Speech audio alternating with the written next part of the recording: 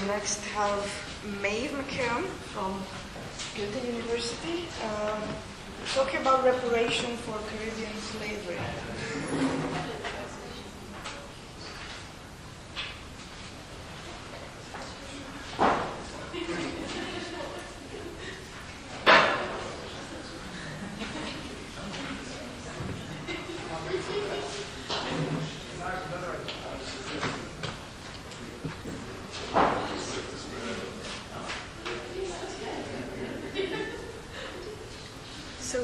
Do I have until quarter past? Sorry, do I have until quarter past? You have 40 minutes in total, so how you divide it is up to you. Okay, thanks. Okay, well, thanks for coming to the early session. I'm not a morning person, so it's good, yeah. Okay, so I'm talking about reparations for Caribbean slavery and forward and backward-looking responsibilities. So proponents of forward-looking justifications for reparations argue that claims that certain agents bear responsibility for reparations should be justified on the basis of repairing present injustice for the sake of a better future. Proponents of backward-looking justifications argue that particular agents bear responsibility for reparation because of what they did in the past. Iris Young argues against backward-looking reparations, and I claim that she's wrong. We ought to combine backward and forward-looking responsibilities when thinking about reparations. And just a bit of context, my thesis is on Young's social connection model of responsibility. The last chapter of her book, Responsibility for Justice, is on historic injustice, but it wasn't finished. But she did make this claim that we shouldn't use backward-looking justifications. And I think her framework supports backward and forward-looking justifications.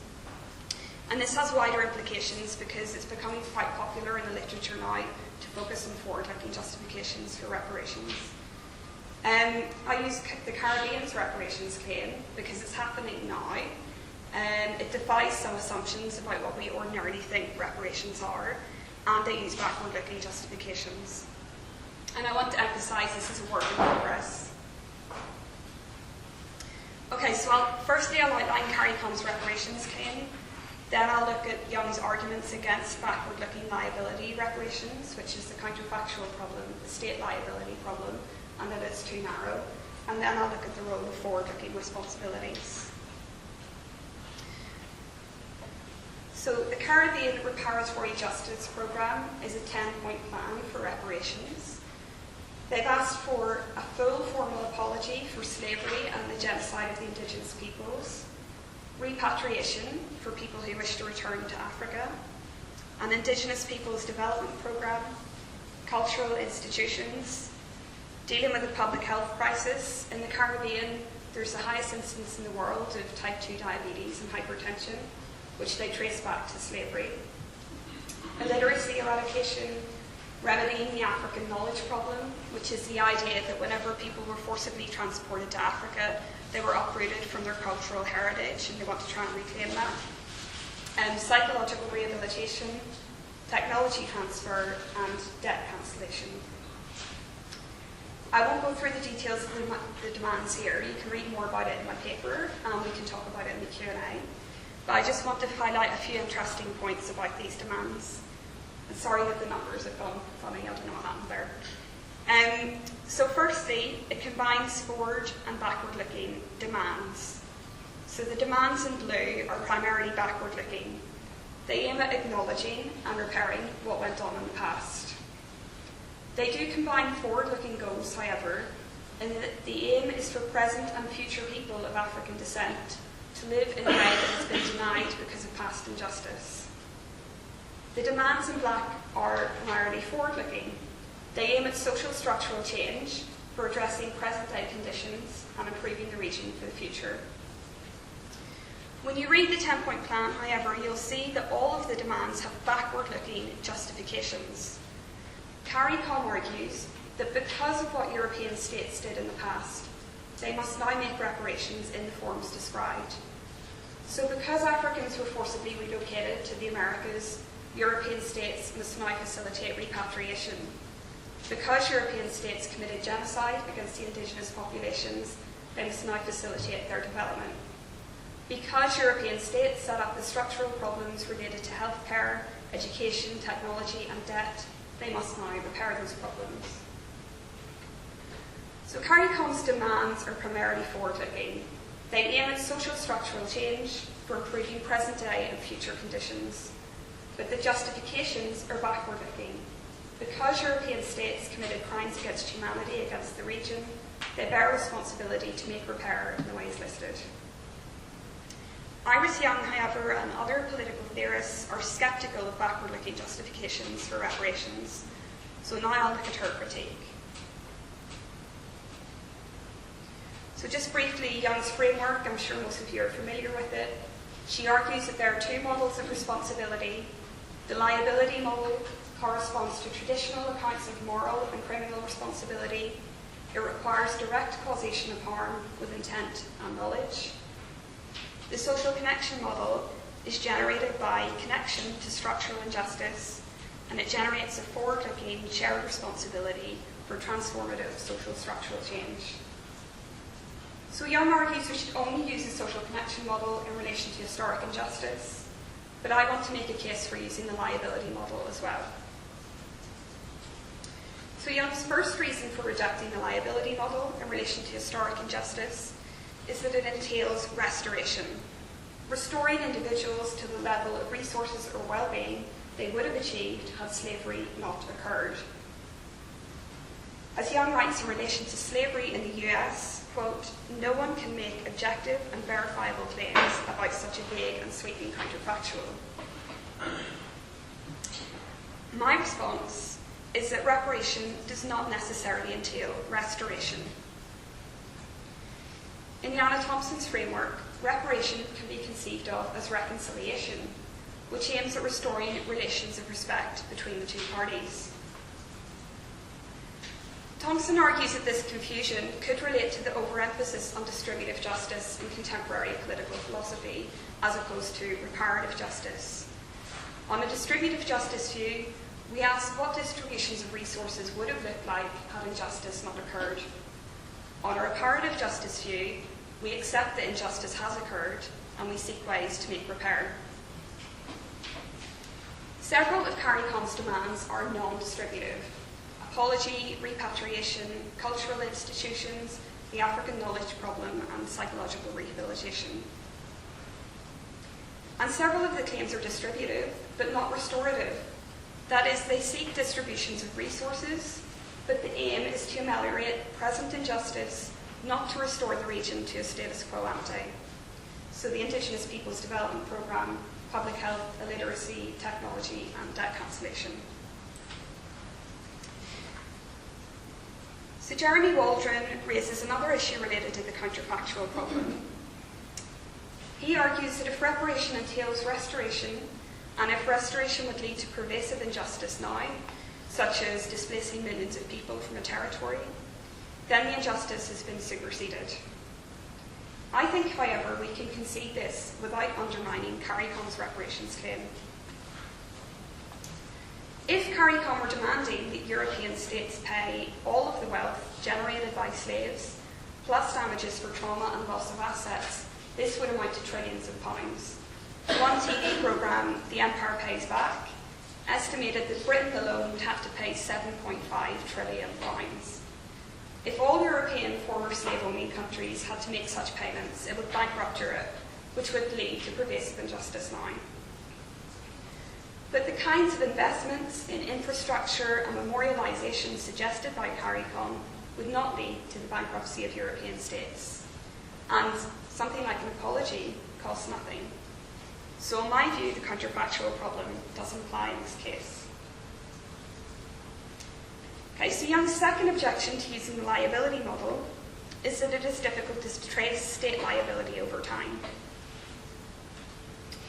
She does, however, allow that corporations involved in slavery may bear liability over time.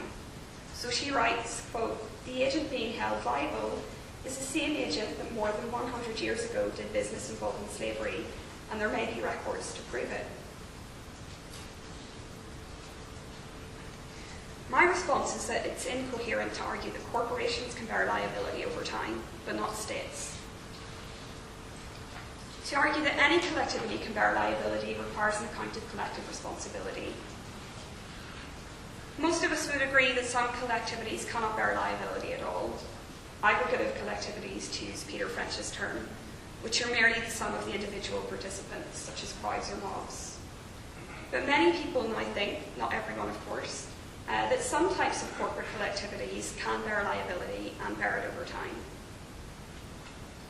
So I draw on Tony Erskine's account of institutional moral agency from your earlier paper. And this kind of collectivity has 4 features. It's more than the sum of its constituent members. When members join and leave the group, it doesn't affect the identity of the group. It has an internal decision-making structure whereby it can respond to reasons, deliberate, and come to a collective decision about different courses of action. It has an identity over time, and the group is self-asserting. It asserts its identity as a group. And an example is Barclays Bank, which was historically involved in the slave trade. Potentially, Barclays can bear liability over time because it made decisions about whether or not to participate in the slave trade via its internal decision-making structure. It retains the same identity as it did then, and it continues to assert this identity. Young argues that an agent like Barclays is the same agent that participated in slavery, and there may be records to prove it. But I argue that states share a similar internal structure to corporations. They're both institutional moral agents.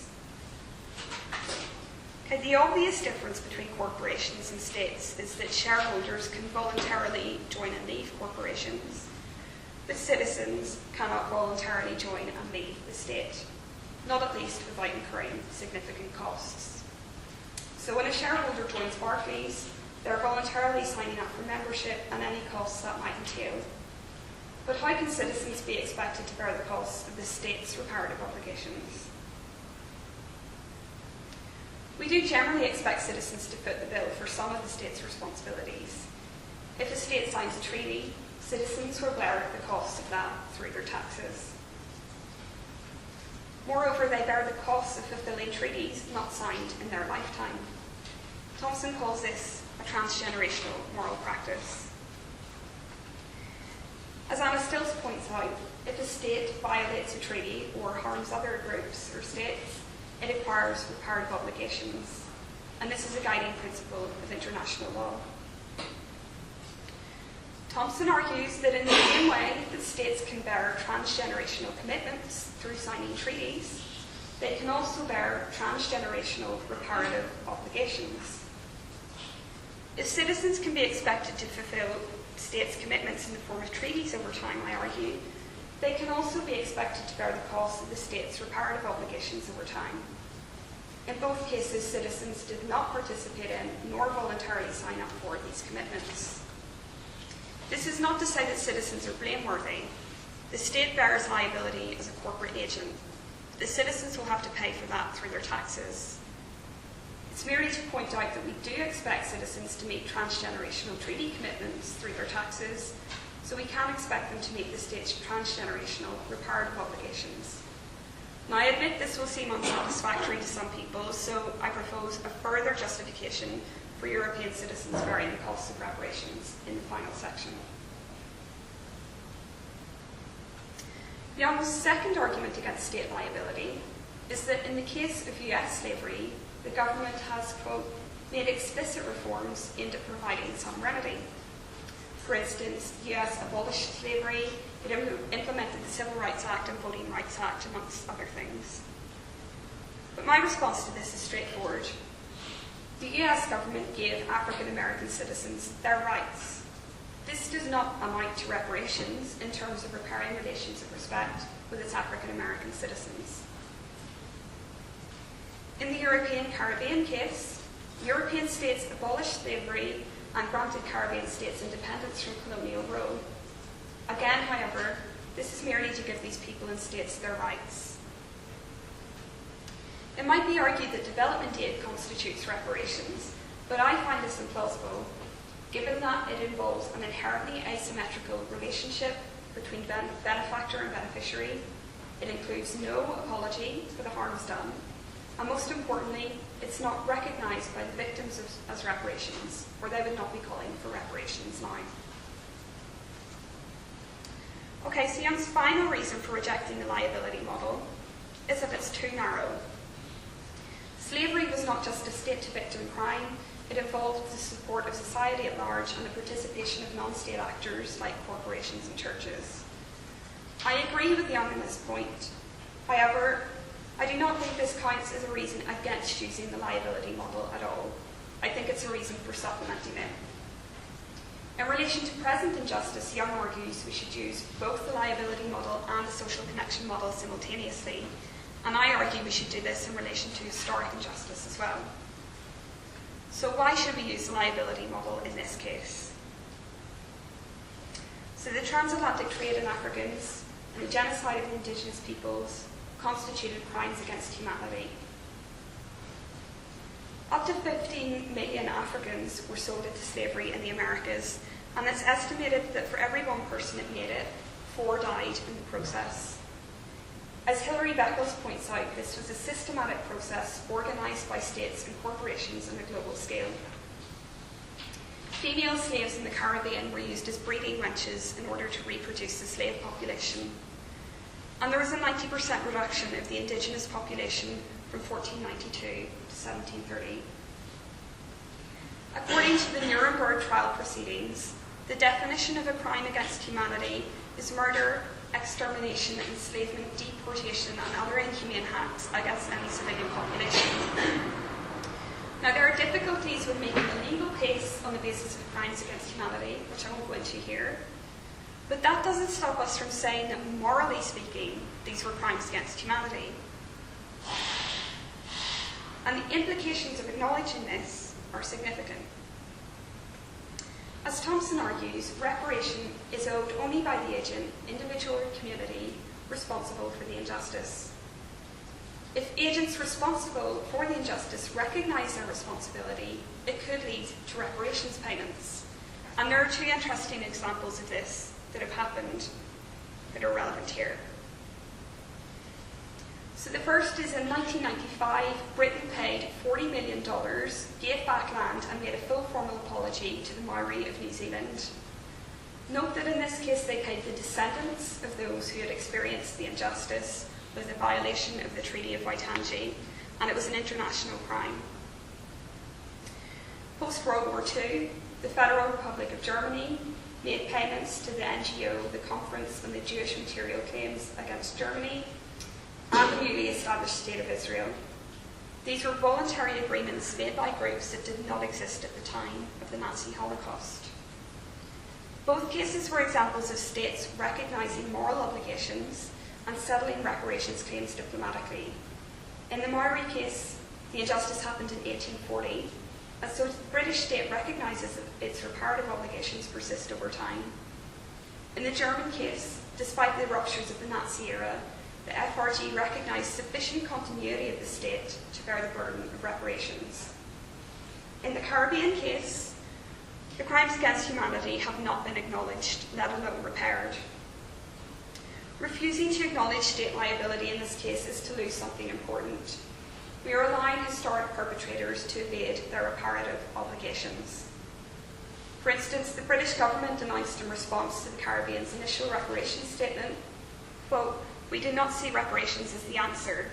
Instead, we should concentrate on identifying ways forward with a focus on the shared global challenges that face our countries in the 21st century." Now, Irish Young argued in Justice and the Politics of Difference that every day discourses about justice involve calls, pleas, claim upon some people by others, and that we should listen to these claims.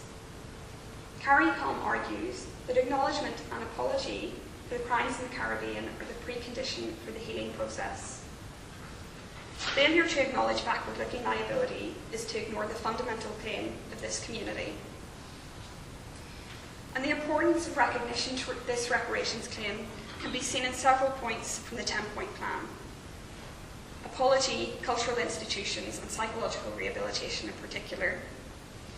This claim for recognition seems particularly important for a group that was classified by Europeans as non-human. As the CARICOM statement suggests, refusal to apologise suggests that, quote, victims and descendants are not worthy of an apology. And reparationists that I've spoke to and listened to have claimed that the refusal to apologise to people of African descent in the Caribbean is racist, given that apologies have been made to many other historically harmed groups. So in summary, I think Young's arguments against the liability model are not persuasive. Against the counterfactual problem, I argued that reparation as reconciliation does not entail restoration to a status quo ante. The injustice has not been superseded on the reconciliation view, as it's not overly demanding. I argued that states as institutional moral agents can bear transgenerational reparative obligations, and I argued that giving historic victims equal rights does not amount to reparations. And I agree with Young that the liability model is too narrow, but this is a reason to supplement it, not reject it. So briefly, I'll talk about the role of forward-looking responsibilities. So in Young's second model of responsibility, the social connection model, all agents connected to structural injustice bear forward-looking, non-blameworthy political responsibility for transformative change. In situations of structural injustice, agents are placed in social positions with different degrees of power and different kinds and degrees of responsibility. All agents connected to structural injustice bear political responsibility for it. Catherine Liu argues that this applied in colonial contexts as well as in contemporary situations. So there were agents that were connected to the crimes committed in the Caribbean that are excluded from the state liability approach. For example, other states that failed to hold slaver states to account. In the political debates around the transatlantic trade in Africans, it's often argued that many African agents were involved in slavery, and so it's unjust to hold only European states to account. And the victims were connected to slavery, and we see the descendants of victims taking up their political responsibility, with CARICOM pressing this reparations claim and activist movements in the diaspora calling for reparations. Now, the social connection model attributing responsibility is not a zero-sum game, as Catherine Liu argues. It allows us to give a more nuanced account of the responsibilities of all of the agents connected to the injustice. We could argue that agents like other states, or some African agents, continue to bear political responsibility for the Caribbean, and that may manifest itself in supporting reparations. My final point is that the social connection model has one further benefit, which is that it gives an added justification for why European citizens can be expected to support reparations.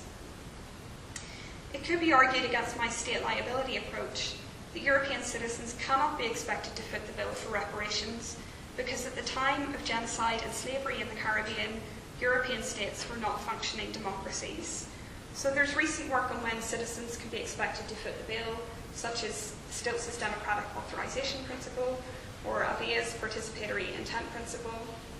These conditions were not met at the time that the reparative obligations were acquired. So can they travel over time and be imposed on citizens now?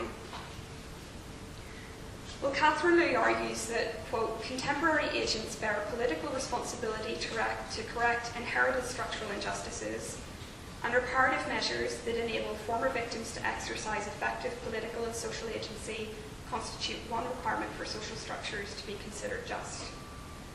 So because the structural injustices in the Caribbean have historically not been remedied by citizens of European countries, the political responsibility to transform the structures in the form of reparations has been inherited by contemporary agents. Young argues that agents bear different degrees of political responsibility depending on how much power, privilege, which he equates with benefit, collective ability or interest they have in relation to a particular structural injustice. And in relation to slavery, we may argue that certain agents who have benefited more from slavery, such as the descendants of former slave owners, might have a greater degree of political responsibility to support reparations. It makes sense to think of European citizens' responsibilities as forward-looking and political, not backward-looking and moral, because they were not alive at the time of the crimes and they played no role in them. Their political responsibility is to support social structural change, and this derives from their connection to the inherited structural injustice. So to conclude, I've argued that European states can bear backward-looking liability for reparations for slavery and genocide in the Caribbean.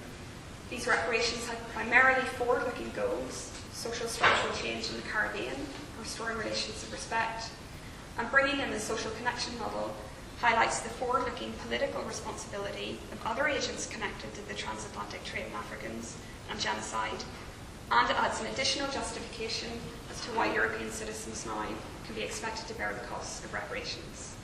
Thanks.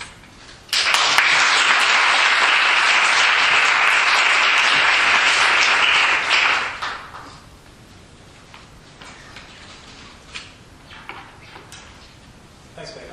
I enjoyed your paper, and I like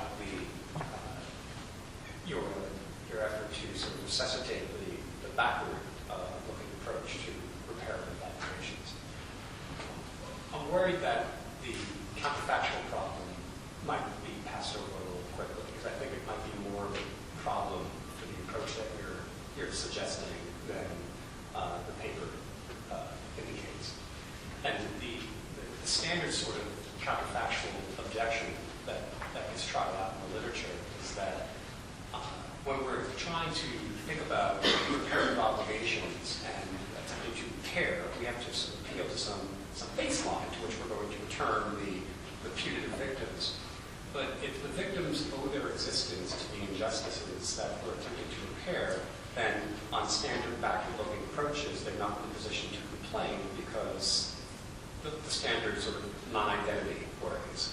So that might threaten to collapse or undermine any sort of backward-looking approaches. And there are a bunch of different potential responses we can try. And one is to appeal to groups and say, well, these groups existed, and we could just find any sort of arbitrary individuals who inhabit positions in the groups and just let them enjoy the benefits, as it were, or the repair that might be coming back to them. But even then, there are continued non-identity problems because many of the groups themselves have character or even an existence that depend on those previous injustices. So I'm wondering how you might try to get past that, because I think all of the sorts of points that CARICOM is pushing toward, a rather pernicious way of responding to them might say, you know, y'all wouldn't be here if not for the transatlantic slave trade. So not to say you should thank us for the slave trade, but you're not really in a position to complain. Yeah, okay, thanks for that. In terms of the baseline, I think the baseline could be a negotiated plan, like the 10-point plan between CARICOM and Europe. So CARICOM's sort of putting this on the table as this is what we want, but let's talk about it. And then that would be the baseline, instead of the status quo ante baseline. And this ties in with the reconciliation view of reparations, as opposed to a restorative view, right? But then we're not quite repairing, we're just trying to get them to some sort of moral baseline that we think would be nice to be at. But it's not repair, it's sort of trying to achieve some measure of distributed justice. It's repairing the relations of respect that have been destroyed by slavery, right? In terms of the non-identity problem, I mean, you'll notice I didn't mention it here for good reasons, which is that I don't know how to deal with it yet. So, like I said, this is a work in progress, and that's going to be basically the next problem I'm going to be looking at. But I think there is some mileage in the structural injustice approach, which is it's not about the identity of particular groups, it's about the fact that these structural injustices were created in the past and persist over time, and that's now what we're trying to remedy. So I don't know if that's going to work yet, but that's what I'm going to look into now. Marion? This may be an unfair question because it's really a question for Iris Scum. And you could answer it. I've always been concerned that the notion of political responsibility was underdefined. Yes. And also that it was unrealistically or undesirably separated from moral responsibility. So, because she gives it a lot of moral mileage, and so do you. Presumably there's a connection. But if you could, this maybe is a question of clarification, what do you mean by political responsibility? And is it really so distinct from another kind of moral responsibility? Maybe there's another kind of moral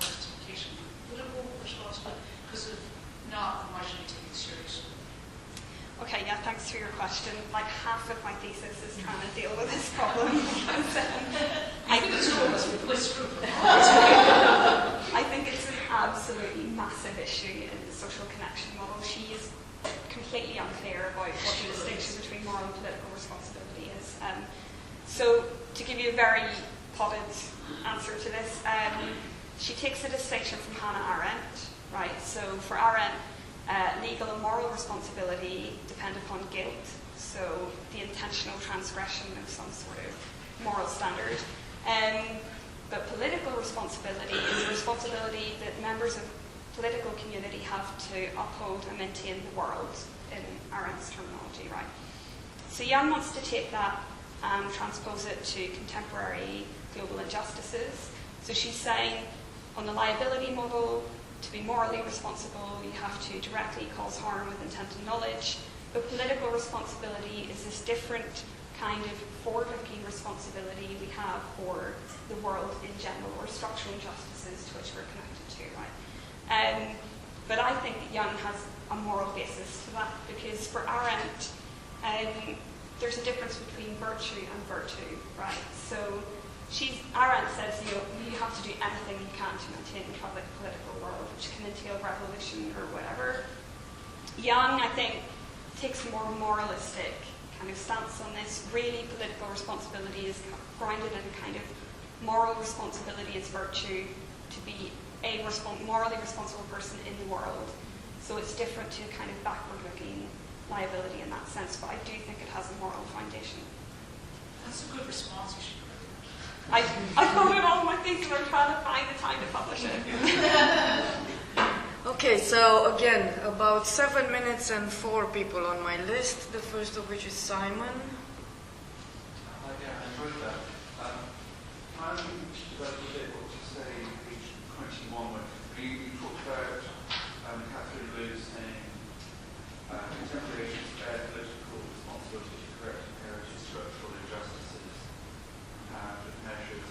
I'd just like to know a bit more about why they should, under what circumstances. Because what you then said in the next paragraph was about benefiting from it, and then that does want to get the question Andrew raised about the non-identities. But I don't think Catherine Blue would have said that, or I thought maybe there's other reasons why you might think. So sometimes people think it's good to be part of a democratic institution. You want future members of that democratic institution to pick up the bill for what you do, so you should pick up the bill now. And so just, yeah. Yeah, thanks. Curious to know what the underlying kind of rationale would be. I think, so I use Catherine Lew's inherited structural injustice argument and inherited political responsibility argument for the sake of getting this paper finished quickly for the conference. And then when I thought about it, I was like, actually, I've made the argument that certain kinds of collectivities, aggregate collectivities, can't bear responsibilities, right? So I don't see how an aggregate collectivity, like European citizens now, can inherit political responsibility. They can't have responsibility, and they can't inherit responsibility. So actually, I think Catherine Lew's wrong, right? But I haven't now found a solution to that problem. So if you have a solution, I want to, that'd be very welcome. But yeah, I'm going to think a lot more about that. Thanks. Bill? So, just a question about